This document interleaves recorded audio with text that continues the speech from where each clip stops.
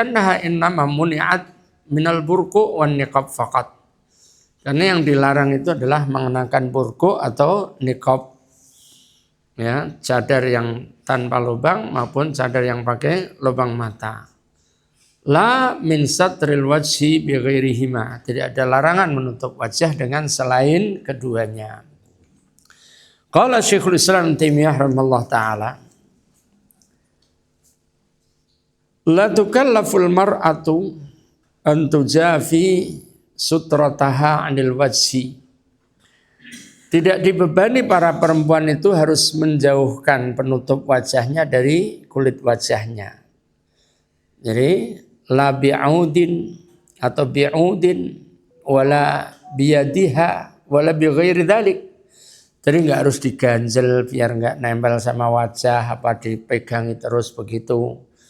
Ya, atau selainnya kayak wong khitan ganjeli sepet enggak harus begitu. Jadi tidak harus dijauhkan, menunjukkan bahwa kain itu nempel tidak mengapa, ya.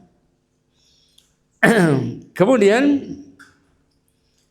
fa inna Nabi sallallahu alaihi wasallam sawa baina wajhiha wa yadayha, karena Rasulullah SAW menyamakan antara wajah dengan kedua tangan. Kilahuma kabadinir rajul, ya, la karasihi. Kedua-duanya itu seperti tubuh para lelaki, bukan seperti kepalanya para lelaki. Wa azwajuhu sallallahu alaihi wasallam yasdalna ala wujuhina min ghairi mura'atil mujafah. Para istri Rasul SAW itu semuanya menutup wajah-wajah mereka tanpa harus, yakni memperhatikan menjauhkan kain itu dari wajahnya. Waqala, dan juga Imam Taimiyah mengatakan yajuzu laha taghtiyatu wajhiha bimalasik, ya, khalan niqab wal burqa. Boleh kalau perempuan itu mau menutup wajahnya dengan sesuatu yang menempel kayak plaster atau jenis koyo atau yang ditempelkan di wajah misalnya. Yang penting bukan niqab dan burqa, ya. Intaha kalamu Syekh rahimahullah taala. Itu larangan-larangan ihram.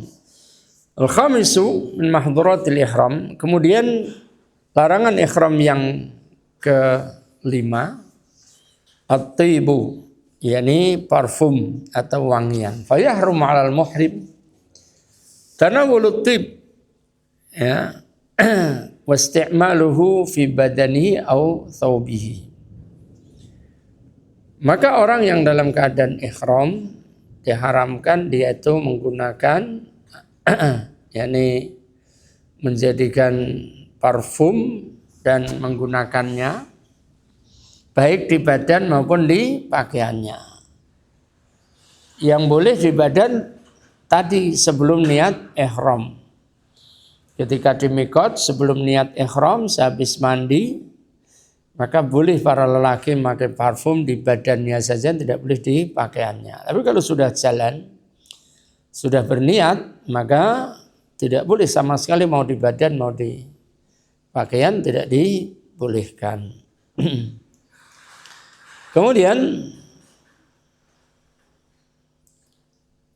aw isti'maluhu fi aklin aw syurbin, dan tidak boleh menggunakan parfum itu dalam minuman maupun makanannya, ya. Kalau orang-orang Arab itu, orang Indonesia yang turun-turunan Arab itu kan kadang minumannya itu bau za'faron, wangi, ya. Teh tapi bau wangi. Lianna Rasulullah SAW amara sahibal jubbah bi ghaslit tibi wa naza'al jubbah, ya. Ketika Rasul berpapasan orang yang masih mengenakan jubah, ya, dalam keadaan ihram, maka beliau memerintahkan untuk melepaskan jubahnya dan membasuh wewangian yang mengenai tubuhnya. Wa qala fil muhrim alladhi waqasadhu rahilatuhu wala tuhannituhu, muttafaq alaih. Dan Rasul SAW memerintahkan kepada orang yang terjatuh dari kendaraannya dan mati, maka kemudian selenggarakan jenazah dan tetap tidak boleh dikenakan parfum, nggak boleh dikenakan wangian. Dalam keadaan mati, dia tidak dikafani, tidak ditutup kepalanya, pakai pakaian ihramnya itu. Ini muttafaq alaihima. Wali Muslim wala tumissuhu bitibin, dan tidak disentuhkan pada orang yang mati dalam keadaan ihram ini dengan wewangian. Padahal sunnahnya kalau orang mati itu dikasih wangian semuanya, lubang-lubang tubuhnya, pakaiannya, kafannya, semuanya diwewangikan. Tetapi yang mati dalam keadaan ihram tetap tidak boleh diberikan wewangian, karena besok dibangkitkan dalam keadaan bertalbiyah sebagai kehormatan dari Allah Jalla wa Ala terhadap orang yang mati dalam keadaan ihram. Wal hikmatu fi man'il muhrim min at-tayyibi ayyabta'ida anit taraffuh wa zinatid dunya wa muladhiha wa yattakhidhaha wa yattajjaha ilal akhirah. Hikmah tidak bolehnya mengenakan wangian bagi orang-orang yang sedang ihram itu ini agar orang yang berikhram itu terjauhkan dari bentuk-bentuk kemewahan.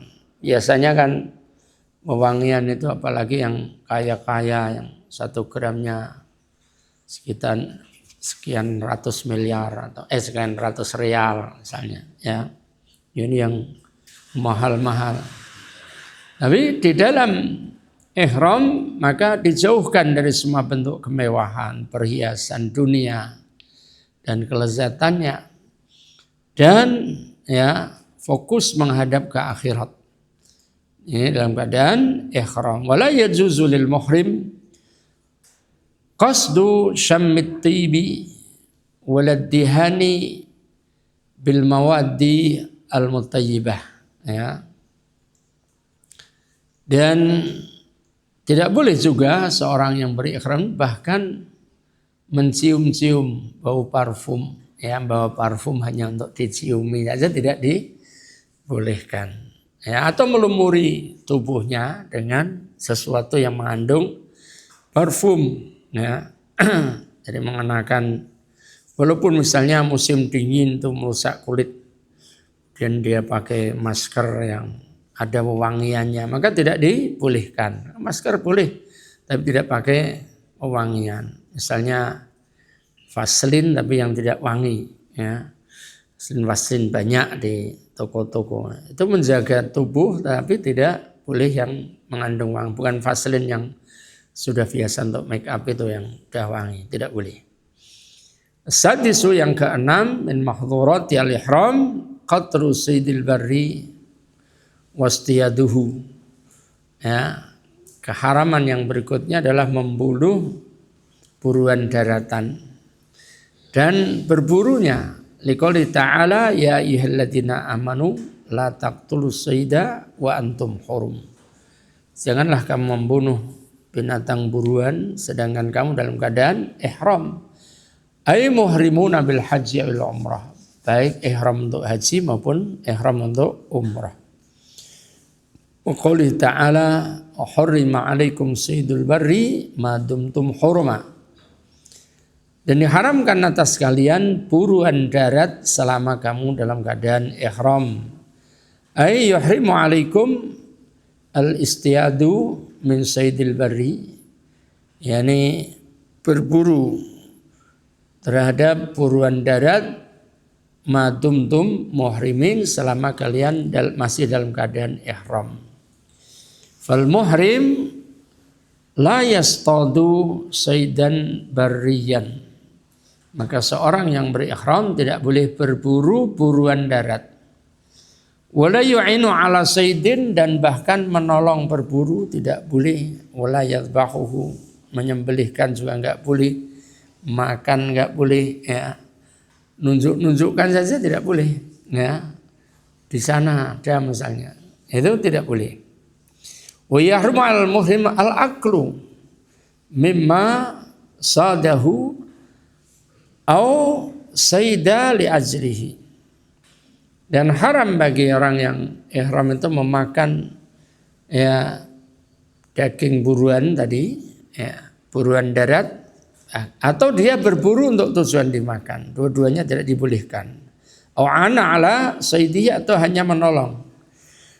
Ya, berburu li'annahu kal maitah. Hukumnya seperti makan bangkai.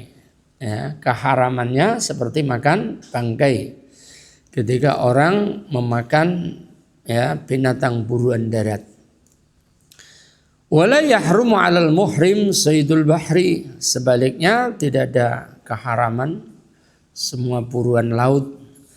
Liqaulihi, atau air, liqauli ta'ala uhilla lakum saydul bahri wa ta'amuhu. Ya, dihalalkan bagi kalian buruan laut atau air dan memakannya. Wala yahrumu 'alaihi dzabhul hayawanil insi, ya. Tetapi tidak haram bagi orang yang berihram itu menyembelih binatang insi, maksudnya kaddajaji bahimatil an'am.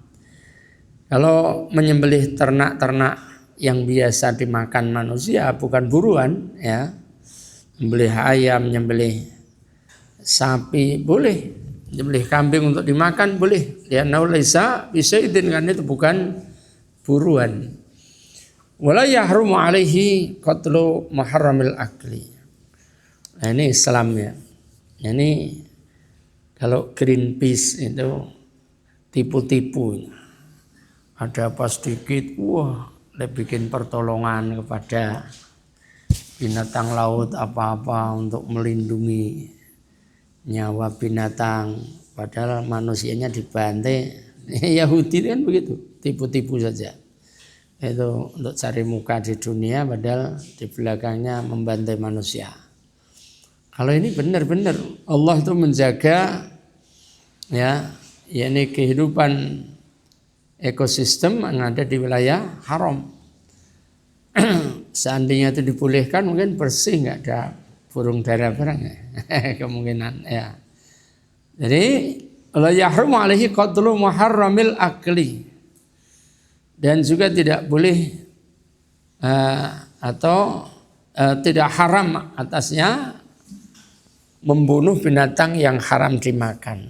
Kal asad wan namr mimma fihi adalin nas, ya. Singa atau macan yang dia itu mengganggu atau membahayakan manusia boleh dibunuh. Wala yahrumu 'alaihi qatlu as-sa'il daf'an an nafsihi aw malihi.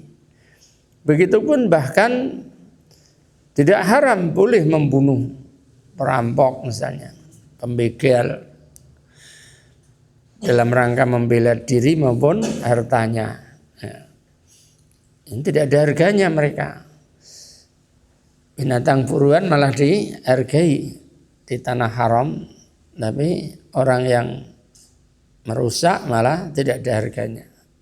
Wa idza ihtajal muhrim ila fi'lil mahdhur min mahdhuratil ihram, kalau orang yang sedang ihram itu membutuhkan untuk melakukan di antara perkara-perkara yang dilarang oleh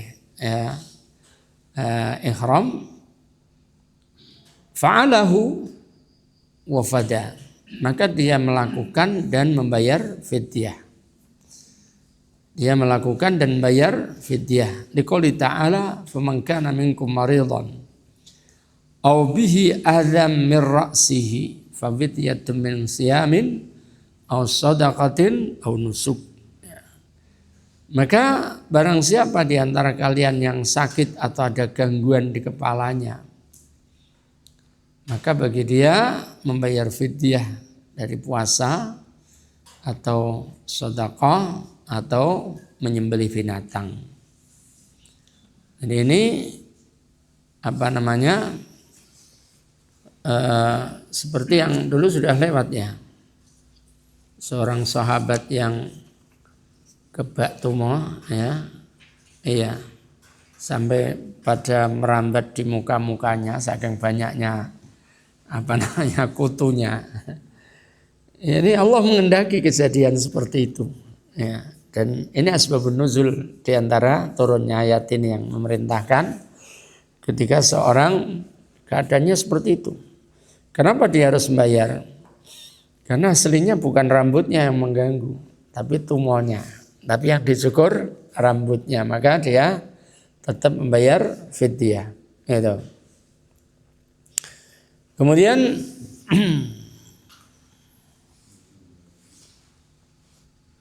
as-sabi'u min mahdhuratil ihram, larangan ihram yang ketujuh aqdun nikah li nafsihi, mengadakan satu akad nikah untuk dirinya.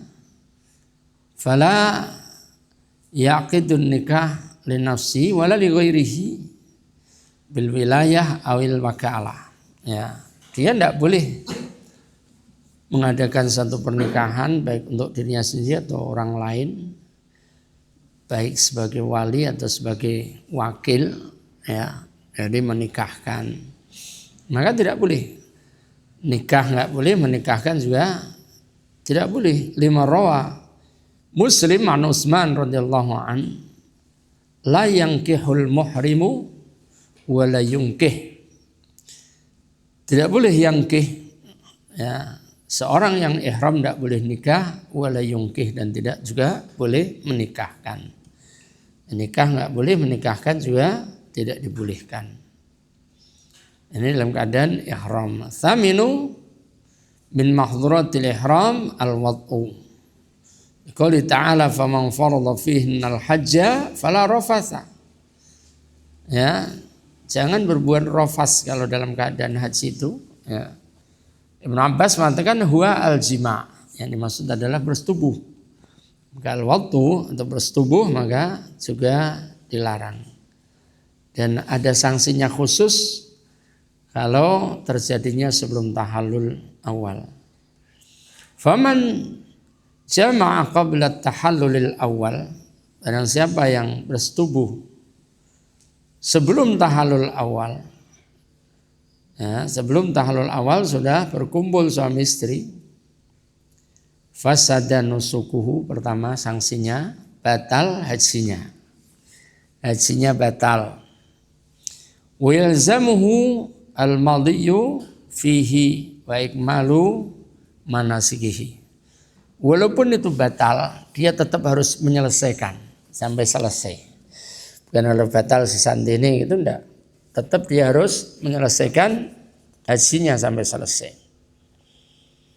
Kemudian itu sanksi kedua. Yang ketiga, ayyaqdiyahu thaniya amin. Dia harus membayar, mengqadha dengan haji yang lain di tahun yang lain. Wa alaihi dzabhu badanah, ditambah lagi dia harus menyembelih induk unta. Ya, jadi unta dewasa 5 tahun minimal usianya. Ini sanksi kalau kumpul sama istri sebelum tahallul awal. Tahallul awal itu sudah melempar jumroh, aqobah, kemudian mencukur rambut, menyembelih hadyu. Itu tahallul awal baru.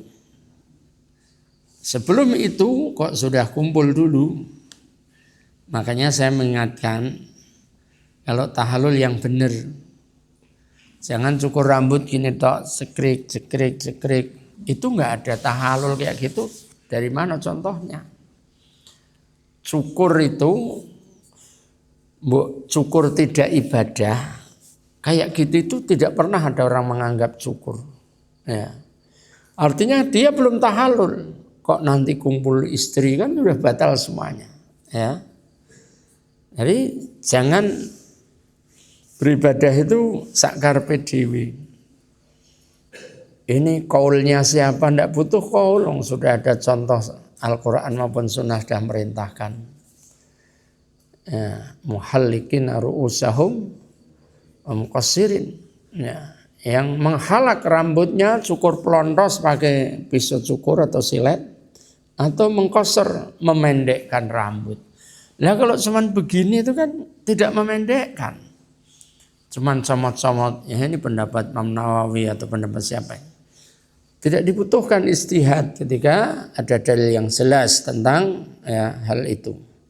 Dan Rasul SAW juga mencontohkan seperti itu, bahkan mendoakan 3 kali orang yang menghalak rambutnya dan sekali untuk yang mengkoser rambutnya. Adapun orang yang nyomot-nyomotnya enggak ada doanya dari Rasul.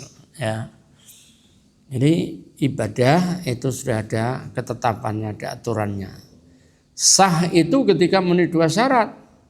Pertama ikhlas, ora ke viral, ora ke pameran, ya.